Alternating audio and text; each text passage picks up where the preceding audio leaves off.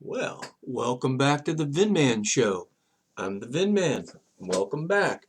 Today, uh, on your feel-good episode, I'd like to make you feel good by telling you that every day that you're breathing and not in the hospital is good.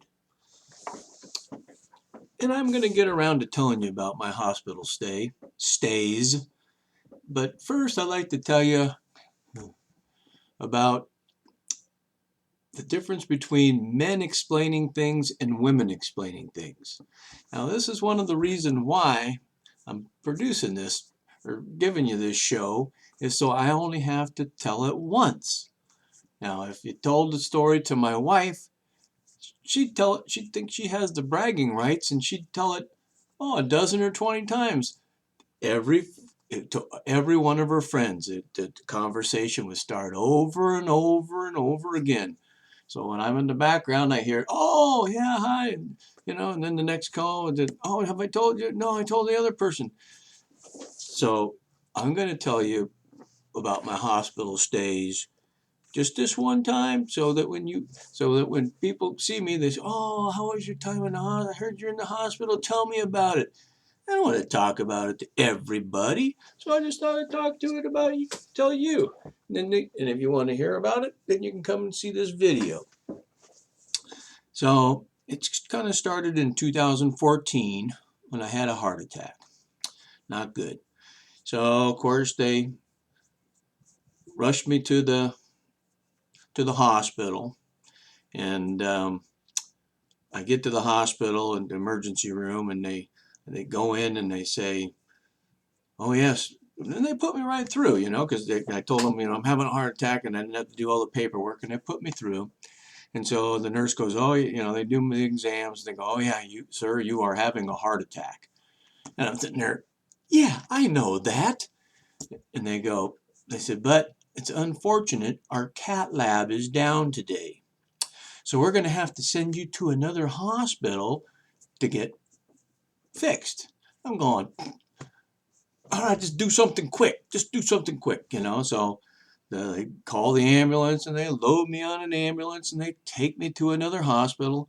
Of course, every minute ticking away, it eats away at your heart. They say if you can get to the hospital real quick, which I did. I was there within 5 minutes. It was weird. Like I had it was like 5 o'clock on Wednesday, and we were just going home from work, and I went, man, my chest felt like I'd eaten a bunch of peanut butter and didn't have milk, and God, if I could just get some water, I'd get this out of my.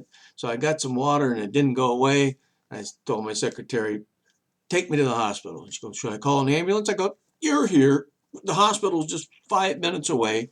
So we got there. But of course, since their cat lab was down, I had to go to another hospital. So, of course, I get to that hospital and they took care of me. And fortunately, it was just a blood clot that went through my heart, and they called through my artery, and they call that the widowmaker artery. So it was very important that I got that out of there. I should mention that the reason I had that blood clot is because I've had AFib for about 3 years before that. And AFib is where you have a regular heartbeat that goes up and down. And they tried to fix me of that stuff, and that was I couldn't take it. And the way they do that is they put you to sleep, and then they put the shockers on you and they go clear, and they shock you. And what happens on that is your heart bounces off your chest, and they did that 3 times, and each time they turn the electricity shock up, up and up. So of course when I woke up from that, I said, "Oh good, am I out of afibrillation?" And they go, "Well, we told you it was going to be 90% sure that it would get you out, but you're in that 10 percentile that it didn't work." And I'm going, "Well, now my heart hurts," and they go, "Well, yeah, your heart, because it bounced off your chest, it's all bruised in there now." And I'm going, "Well, if my heart was in bad shape before, and then you bounce it off my chest, that can't be good." And they go, "Well, that's the protocol. That's what we do."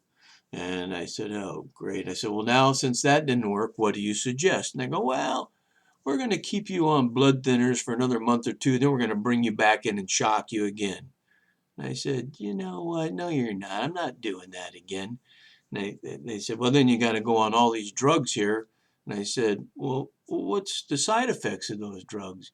And the guy says to me, he goes, well, there's hundreds of side effects. I mean, where do I begin? You know, and I said, well, does it affect the kidney or the liver? Oh, yeah, it can affect the kidney or the liver. But he said, but don't worry, if it does affect the kidney, you know, we'll just put you on dialysis. And I said, oh man, I'm not going to go back to this guy. I'm going to find another cardiologist. And so I procrastinated in finding the other cardiologist, and about 3 years later, had the heart attack. Anyways, they got me to the other hospital. They got me cleared out. I didn't have to have any stents. They said all my arteries are good. Praise God. And uh, so they said, now when you get out of here, you have to go on a real low salt diet. Salt is not your friend. I said, fine, I just won't salt my food. And so when I get out of the hospital after eating all that bad food, I my family was having a party and they were all going to go to a Chinese restaurant. And so I was going, oh man, this Chinese food is good. You know, we order all this stuff and pass it around family style. I was eating a little bit of everything, and then that night I was having trouble breathing again. I'm going, man, you know, and then every time I laid down, I couldn't breathe, so I had to keep propping myself up, number 2 pillow, number 3 pillow, and because what happens is the water on your lungs doesn't go off unless you're sitting straight up, and then the gravity pulls it down. When you lay down, it's like you're drowning in your own fluid. So I said, okay, well, I made it through that night with 3 pillows, and the next night it was my parents' anniversary, and where are they going? An Italian restaurant. And so I went out there and I ordered what was that, Chipotle, the seafood soup, you know. It was like drinking a bucket of salt water. That night I laid down, I couldn't breathe at all. I'd have to sit, and the 4th pillow, 5th pillow, I'd have to sit straight up, couldn't sleep, couldn't hardly breathe.